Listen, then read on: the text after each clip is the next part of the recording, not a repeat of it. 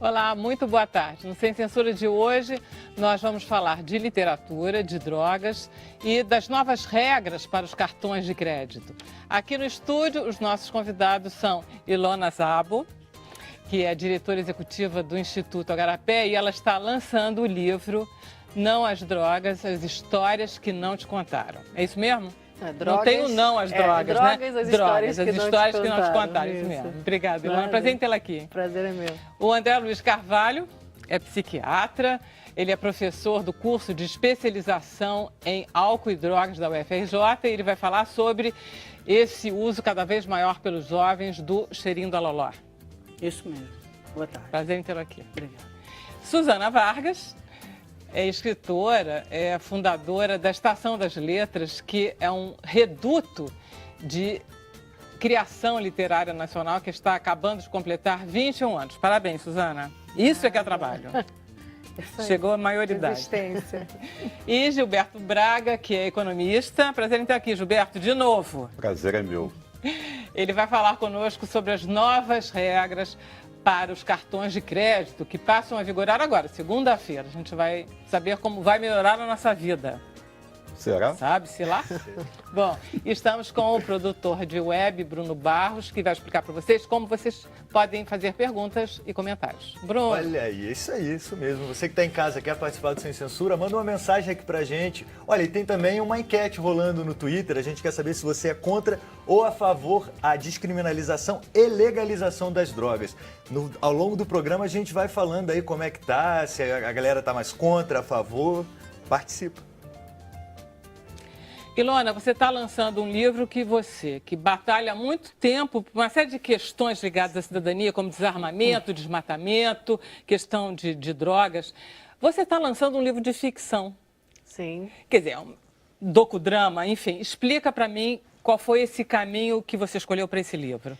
Eu acho que o debate sobre política de drogas, que para mim faz parte de um debate sobre segurança pública, redução de violência, direitos humanos, saúde, juventude, temas que eu venho aí nas últimas, pelo menos, mais de década trabalhando, né? Mas eu sou técnica, eu falo sobre números, mas os números não choram. Né? Eu gostei dessa frase. E eu preciso falar porque é verdade. Então, o que acontece com uma técnica também que vai a campo? Quando eu vou viajar, conhecer as experiências que funcionaram, não funcionaram, eu conheço as pessoas que estão envolvidas, né? E ao longo dessa trajetória, eu de fato pude estar em contato com cada um desses personagens que eu trago no livro. Então, é inspirado em histórias reais, mas eu trago a ficção justamente para eu poder contar o que eu vivi em 10 anos em 5 vidas. Então, enfim, obviamente eu faço uma síntese de conteúdo. Então, eu tenho um enredo que não é um enredo totalmente real daquela pessoa. Tá. Mas quem me inspirou foi uma pessoa naquela situação real, né? Não é soma de diversos personagens, não. É uma pessoinha que você só adaptou um pouquinho. E acaba que as situações vividas por personagens com histórias semelhantes vão compondo essa trama. Mas qual foi, de fato, a ideia, né? Através dessas 5 histórias, eu conto o que acontece na cadeia de produção, transporte, combate e consumo de drogas. Tá, define teus personagens que fica aí mais claro. Perfeito, muito mais. Então começa com uma criança soldado na Colômbia, um menino que é entregue para a guerrilha aos 11 anos, que é o Daniel. Daí, o Daniel se envolve, através da guerrilha, no narcotráfico e conhece Irina. Ele entrega um pacote de cocaína a Irina, que é uma mula, é uma mulher brasileira que se submete a transportar drogas. Então, ela é presa numa segunda vez que ela tenta trazer drogas para o Brasil, a pedido do marido, que já estava preso, deixando filhos. Enfim, é um drama muito real. Hoje a gente tem aí nas nossas cadeias 70% das mulheres que estão presas por esse delito. Então, a Irina representa muita gente aqui no Brasil hoje. Da Irina vem o traficante, que ia comprar a droga dela, né, que é o Matt Bala, que também é um menino que eu conheci aqui no Rio de Janeiro e que 2 semanas depois já estava morto. Então, enfim, aquela situação também que todos os dias está no noticiário. Uma policial muito bem intencionada, firme, querendo cumprir a lei, mas que se percebe enxugando gelo. E tem um drama que tem um irmão consumidor, que é o Cadu. Ela descobre isso no meio da história, enfim, enquanto ela luta para combater o tráfico, ela ainda vive um drama familiar com uma pessoa que ela ama, muito próxima a ela, e isso leva ela numa jornada de aprendizado. Então, o que a gente tenta mostrar?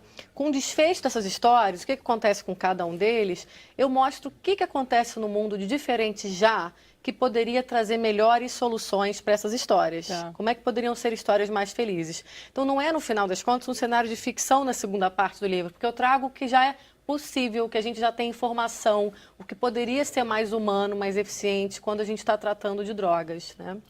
Eu gosto muito está muito bem escrito. Ele está muito agradável de ler. Inclusive, você entende exatamente como você fala, como não são números. Sim. Fica muito humano o discurso. Você sempre escreveu ficção? Então, aqui eu te contei com uma super parceira. Eu escrevo muito, mas eu escrevo técnico, né? Enfim, Tá. eu escrevo Papers, como pensar de André, enfim, artigos. Mas escrevo muito artigo de opinião, já com uma linguagem mais direta, mas eu não sabia da emoção. Quando eu fiz a proposta do livro, esse argumento está dormindo na minha gaveta há um tempo, eu buscando alguém que pudesse me fazer dar vida aos personagens, né? Quer dizer, eu tinha as histórias na cabeça, tinha referências bibliográficas, filmes para essa pessoa ver, então eu fui cunhando esses personagens, contando qual foi a minha interação com cada um deles, mas a Isabel Clemente, que é uma jornalista, enfim, maravilhosamente bem conta histórias, e a gente se conheceu porque ela me entrevistou uma vez, Tá. e eu gostei da sensibilidade com que ela tratou um tema difícil na época. Então foi uma parceria muito feliz, porque ela foi muito, muito fiel ao que eu queria contar, mas trouxe o que eu de fato teria mais dificuldade em fazer sozinha, que é a empatia, criar emoção através dessas vidas. Quando é que você lança o livro? Já lançou? Bom, a gente lançou essa semana, mas enfim, agora chegaram nas livrarias. A ideia é que eu lancei no Rio e em São Paulo. Tem convites agora para viajar do Ceará à Bahia, Joinville, a Recife. Ótimo. Tô super feliz, porque eu acho que esse tema tem que ganhar, na verdade, vamos dizer, a gente tem que normalizar essa discussão, porque essa discussão é um tabu, tem muita ideologia, tem muita falta de informação. De que discussão você está falando? De políticas sobre drogas. Isso. O que eu tento trazer com o livro? É uma forma mais natural de se perceber que isso está no nosso cotidiano. Que essas pessoas, eu sempre lanço esse desafio, acho que cada leitor vai se identificar com um desses personagens. Cada leitor conhece alguém, pelo menos, nessa situação. Conhece, gosta, ou é muito próximo a alguém que já viveu essa situação de alguma forma. Então, para dizer, olha, será que a gente precisa ficar com medo de discutir? Como é que a gente fala com os nossos filhos sobre esses assuntos? Como é que as escolas estão tratando a questão das drogas? Porque a política de drogas hoje, Vera, ela é central no que a gente chama essa agenda de segurança pública e justiça criminal. Ela está falando com saúde, falando mal, mas a gente deveria estar olhando para a saúde e não está olhando. Porque o primeiro passo na política de drogas é a ênfase em cuidar do abuso, das pessoas que estão se fazendo mal, né? Então era aí que a gente tinha que olhar. Mas ela está relacionada à corrupção, à segurança, às injustiças, violações de direitos humanos, juventude estigmatizada, não respeito à tradição e culturas. Então, como é que a gente olha para essa política como impactando a nossa vida, independente se a gente gosta ou não gosta de drogas, se a gente consome ou não consome drogas? Precisamos entender por que a gente está indo mal nesse caminho e o que a gente pode fazer para reverter esse quadro. Sobretudo que você diz isso, né? Que é uma guerra que já está perdida. Quer dizer, a gente só faz perder essa guerra. Totalmente, né? Perdemos. Tem uma coisa que você diz, e tem muitas frases muito engraçadinhas. Essa é sua, não é da Isabel. Você diz assim, eu tenho medo, em relação a presídios, não é que ela fala. Eu tenho medo de cometer um erro um dia e parar num lugar como esse. Olha, porque errar é humano e a gente pode, de repente, né, não pagou pensão, vai lá preso. Totalmente. E, de repente, você está numa situação assustadora, que são os presídios brasileiros, e tem muita mulher presa por questão de droga, né? Quando a gente olha hoje, e não é só no Brasil, né? Tem países que têm presídios muito ruins, mas aqui eu diria que a gente está, de fato, beirando... enfim, algo mais do que medieval. O ex-ministro dizia que preferia morrer, ministro da Justiça, dizia que preferia morrer a ir para os nossos presídios. Eu acho que ele preferia morrer do que ter dito essa frase. Pois é, mas olha que dificuldade, né? Então, para mim, que vou, que visito, que vejo as condições e que vejo como o ser humano sai muito pior do que entrou, porque a gente tem que, enfim, separar. Justiça não é vingança. Uma pessoa privada, né, assim, privada de liberdade, ela já está pagando com o seu bem mais precioso em vida, que é a liberdade. E você diz muito bem, não sei por que o povo brasileiro quer vingança. Quer vingança. Ele quer vingança no sentido de maltratar o prisioneiro, de não dar comida, de matar. Acha bom. O que a gente não percebe é que poderia, de fato, ser um filho, um irmão, um pai, uma mãe, e que aquela condição, quer dizer, essa pessoa ela vai sair da prisão, ela vai em algum momento, nós não temos pena de morte no Brasil, ainda bem, porque senão a gente ia só matar com um viés social também de cor muito cruel, né? Ainda bem que não temos, com toda honestidade. Acho que nem entremos nesse assunto, mas essas pessoas vão sair dos presídios, vão voltar para a sociedade. E quando a gente pensa em prisão, a gente tem que pensar qual é o delito. Será que a prisão, a privação da liberdade, é o único tipo de punição? Para que tipo de delito, de fato, você tem que privar de liberdade? Porque tem várias gradações em penalidades que a gente não usa no Brasil. Então, mulheres grávidas, com filhos em casa, que cometeram crimes simples, sem violência, sem antecedentes criminais, será que ela precisava ficar presa, deixar os filhos indo para abrigo, o marido já está preso? Quer dizer, será que a gente não está alimentando um ciclo de exclusão, de pobreza, de desigualdade? Enfim, você está carimbando aquelas vidas para sempre. Agora, Ilona, essa discussão também passa pela questão do que é o consumo das drogas e o que é crime, o que é porte. Totalmente. A questão também de que quando é o pobre, ele é o traficante, quando é o filho do rico ou da classe média, ele é o consumidor, e aí o tratamento necessariamente é diferente nas delegacias, nas apreensões. Eu acho que isso remete também para uma questão comportamental que tem a ver com a pergunta que foi feita hoje, né? Afinal de contas, vale a pena descriminalizar, porque a gente hoje, de alguma forma, a gente está colocando dentro da cadeia pessoas que talvez fossem meras consumidoras e talvez um outro tipo de abordagem fosse mais eficaz? Ou será que a gente está pegando pessoas que de alguma forma se tornaram viciadas e estamos transformando viciados em bandidos dentro das prisões? Eu acho que isso me preocupa bastante. Tem outra coisa, Ilona, eu estou querendo pôr o André Draghi, sinta-se à vontade de participar, você também, Suzana, que é em relação, por exemplo, depois dessa declaração do ministro do STF, Luiz Roberto Barroso, em que ele propõe a descriminalização, inclusive de drogas mais pesadas do que a maconha, o Ibope fez uma enquete, enfim, de Ibope, né? Porque a gente não sabe qual é a amostragem, mas que deu quanto? 75% da população contra a descriminalização. Ou seja, mal ou bem, o que não está havendo mesmo é conversa e educação sobre o assunto. 100%. Ou seja, a gente pode ter posições muito firmes, você pode ser muito clara, o ministro pode estar uma posição muito clara, mas a população não está tendo clareza nem para decidir o que pensar. A gente não está tendo educação, não é não, em relação às drogas. E tem uma confusão nesses termos. Inclusive, quando o ministro fala descriminalizar, a gente até conversou sobre isso. Eu conversei com ele sobre isso, porque o que está em jogo hoje, de fato, no Supremo, é tirar o consumo de drogas da esfera criminal. É dizer, quem usa o usuário. É dizer que, porque o termo técnico é portar para consumo, mas enfim, é tirar o usuário da esfera criminal, né?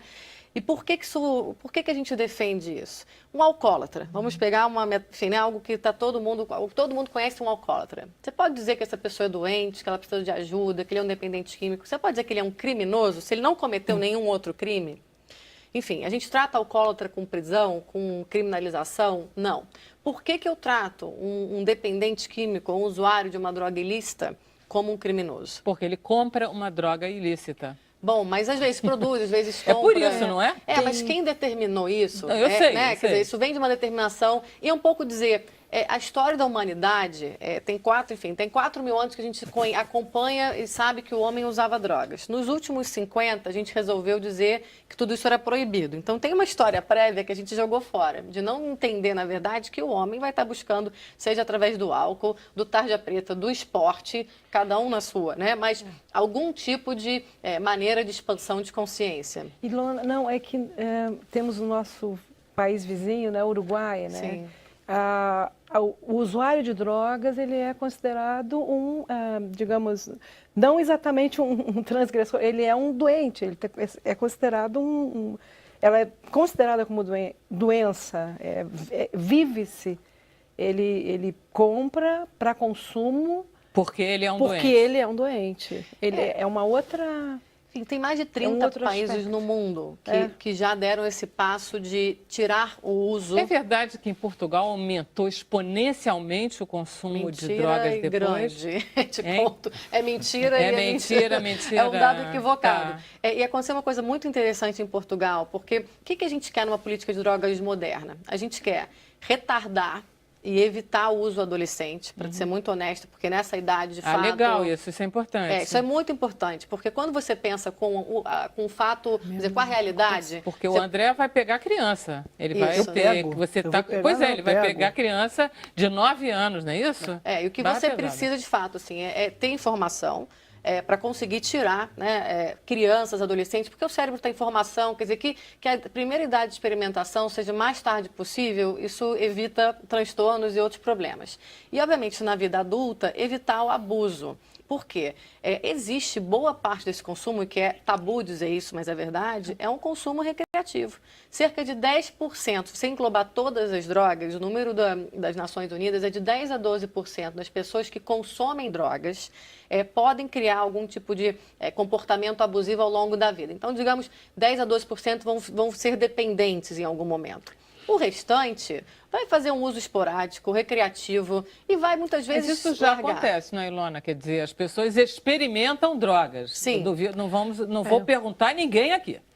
Né? Mas as pessoas experimentam drogas ao longo de sua vida. Justo. E poucas vão ficar dependentes. E poucos vão ficar dependentes. Quando esse sistema André, foi criado... você não quer participar um pouquinho disso? Não, porque eu estou achando que eu até estou para cortando o perguntar André. ao André, porque assim, o que acontece? Quando esse sistema foi criado, era para proteger essas pessoas que estavam fazendo um uso abusivo.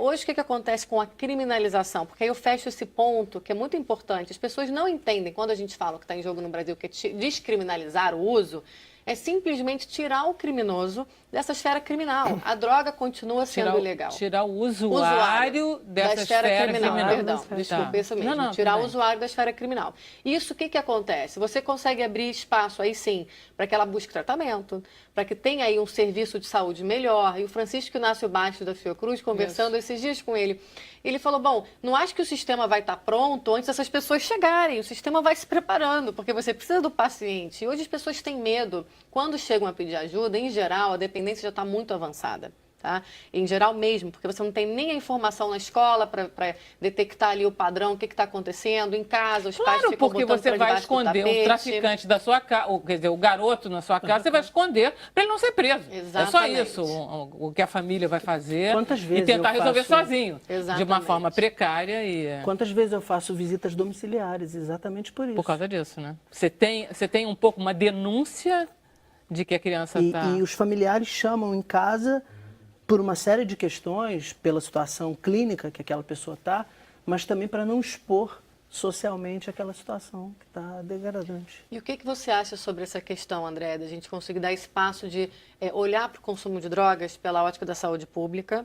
E também, óbvio, depois tem outros passos que a gente precisa dar, mas eu acho que esse é fundamental, na minha opinião, para botar ênfase onde tem que estar. Hoje a gente tem policiais que os números são gritantes. Ano passado teve 11 mil apreensões de usuários de drogas no Rio e 12 mil de traficantes. Então, o policial, 11 mil vezes, saiu do seu local para levar alguém numa delegacia que ficou lá numa média de 3 horas cada um, para o Ministério Público denunciar, para passar para um juizado especial criminal, que é o GCRIM. Isso custou uma fortuna, enquanto a gente tem homicídios, roubos, crimes violentos, totalmente sem investigação, sem, enfim, nenhuma perseguição. Não, além do que a gente tem que levar em conta o que dizia o Berto, que isso tudo é direcionado a uma classe social, a um público preciso, Com certeza. que é o público que está morrendo. Agora, vamos lá, André, eu vou te dar você está falando de... Porque o que a gente chamou, André, aqui era muito porque a gente leu desse aumento real do cheirinho do aloló, que eu ainda não entendi qual é a lógica. Que não é uma substância nova. Eu sei que não é, que a cola estava aí, não é isso? Tudo isso é parecido.